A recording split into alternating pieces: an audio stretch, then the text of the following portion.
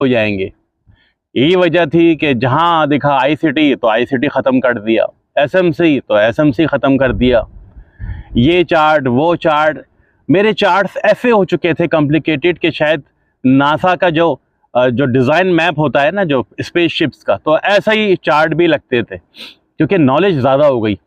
कहा जाता है कि जब नॉलेज ज़्यादा हो जाए वो बहुत नुकसानदेह भी हो जाती है, कभी कभी इंसान के तरक्की के रास्ते में हायल हो जाती है। तो ट्रेडिंग में यही सीन है, कोई भी वेबिनार हो, कोई भी सेमिनार हो रहा हो, कोई भी कहीं से कोई नॉलेज मिल रही हो, तो मैं पहुंच जाता था और उस नॉलेज को इकट्ठा कर लेता था। अब होता क्या था कि सारी नॉलेज दिमाग में आ गई, अब इसको अप्लाई करते थे कहाँ पर?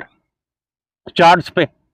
अब जब चार्ट्स पे अप्लाई करते थे तो एक कंफ्यूजन क्रिएट हो जाती थी इतनी नॉलेज को जब आप एक जगह डालेंगे तो कोई भी नहीं आने वाला है। इसे कहते हैं चू चू का मुरब्बा बन गया, वो कंफ्यूजन हो गया, वो सारी चीज़ें एक अजीब सी उसमें चली गई और रिजल्ट्स हो गए ज़ीरो, फेलियर होने शुरू हो गए।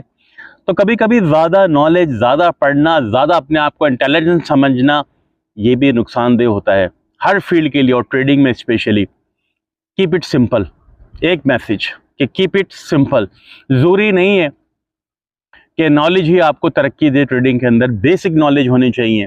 काम करना है कहाँ पर? अपने अंदर। अपने अंदर हम काम करते नहीं हैं, और नॉलेज के चक्कर में ये बुक्स, वो वेबसाइट, वो मेंटर, वो फॉलोअर, वो ग्रुप, वो यूट्यूब, इस चीज़ में हम खोए रहते हैं। जब आप ऐसा काम करेंगे तो ट्रेडिंग आपको हमेशा नुकसान देगी, फ़ायदा नहीं देगी।